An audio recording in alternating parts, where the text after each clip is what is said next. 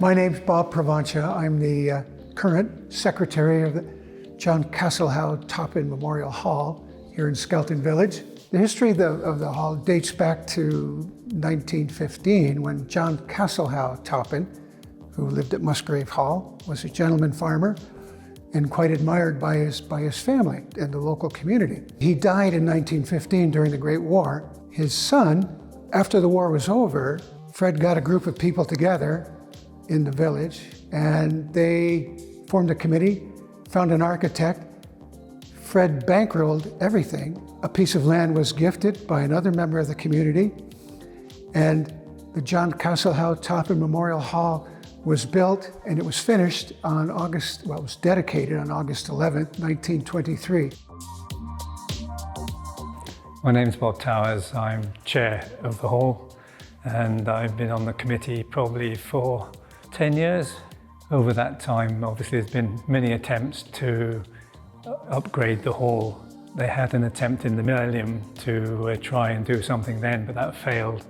And then bit by bit, we've looked at it again. And obviously when it got to the centenary from 2023, 100 years in, then we were seriously looking at how we could bring a 100-year hall forward for the next 100 years.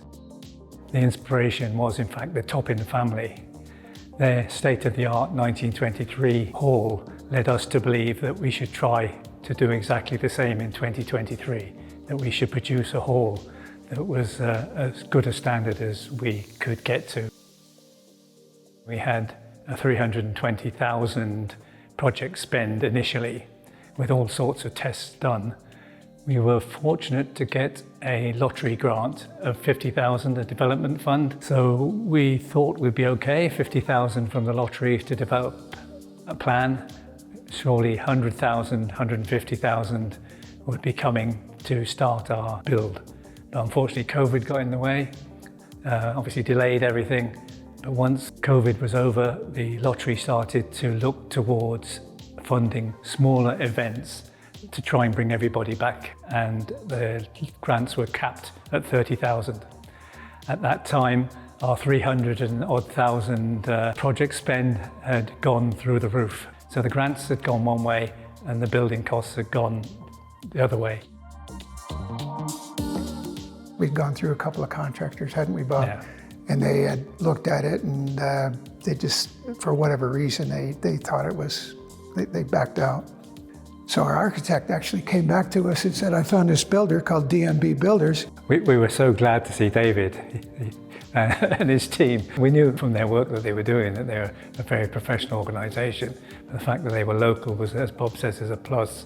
We were able to change the dynamics of the build. So instead of having a massive contract for hundreds of thousands of pounds, we were able to say, do phase one, and phase one would be the hall.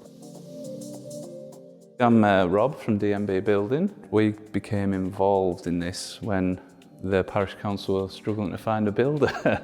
So they contacted us and we started talking to the architect, as it was an architect-run project, and we started to look into more breathable materials, which is something we've worked with before on various projects. We've done it on a village hall at Armathwaite, where we used Diasen Thermactive, and that was topped with Argatherm for a more traditional look, whereas this is more of a modern look. Ecological Building Systems have been supplying all sorts of different products, primarily natural insulations and airtight and windtight membranes, tapes and seals for buildings. We've also always been clear about creating diffusion open, healthy, breathable buildings. We created a building system, if you like, called EcoWall. And EcoWall is a series of 3 different products that we supply. So it's designed for solid masonry walls, so solid stone or brick. It consists of a levelling coat, and that levelling coat is a product called Diasen Diathanite Thermactive. That creates a great thermal value as your levelling coat. Once you've got that level wall, Then you're utilising the Gutex adhesive, and the Gutex adhesive is combed on the back of the boards, and the boards are a Gutex Thermarim, which is a wood fibre board, low impact, made from recycled spruce from the timber industry. So the boards are staggered on the wall, and then they're finished with a 10mm lime plaster with mesh embedded. Using wood fibre is a very, very quick process. It was really easy to cut, really easy to get flat on the wall, which makes it a lot easier for when you put your top coat of plaster on as well. They're put on in like a block system, so you will split the joints. So it's very rare you even have to cut a board, and the amount of boards you can put on in a day compared to something like plasterboarding, where your adhesive seems to go off quite quick, whereas you have a lot more time with the Gutex adhesive. The base coat was a diathanite thermactive. You could just use any kind of lime render as a levelling coat if you wanted, but the benefit of using diathanite is that you're getting an insulation value with it, and a pretty high one. That's also very easy to use. We apply it with a pump, but it can be hand applied.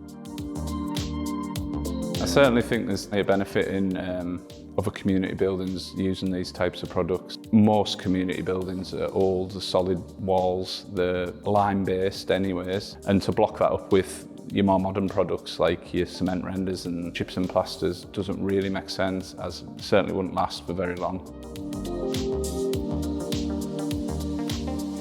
Historically, we not used the building every day. It was used for various functions and things, but it wasn't used every day. So we didn't consider something like a ground source or an air source heat pump, which would basically require the building to be heated all the time. We wanted something that we could easily heat up. So we wanted something that was well insulated, but also had a fairly rapid reaction heat source. And the infrared heating, which was ultimately used, electricity provided by the PV panels, was the way we decided to go. The solar panels and the batteries stem from a grant that Bob actually found. It was a Lake District Low Carbon grant. It was supposed to be for buildings that were within the Lake District, but since we were close to the Lake District, Bob asked the question and they said, well, you're close enough, why don't you go ahead and apply and we'll let you know how it fares. So we ultimately had 60 solar panels put on the roof. The grant also covered about 32 kilowatt hours worth of batteries, which are upstairs now in the old projector room, which has become the new kind of energy source for the building. One of the big things that did come up was that we wanted to be, as much as possible, a carbon neutral building. What a carbon neutral building would look like, and then obviously with the work that Bob did with the batteries and the solar, it gave us the potential, I think, virtually to, well, we will be a resilient building, we'll be a centre of resilience where we can be virtually independent, and I think we will be zero Yes, neutral. for the most part, yeah.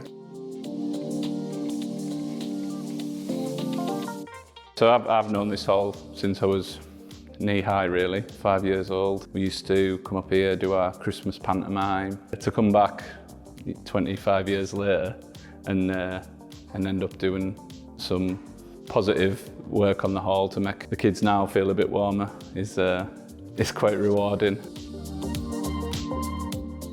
Most of the halls, probably much less stable and sound than this one, would be knocked down and a state-of-the-art modern building would come up. I think history's proven now that it's probably more economic.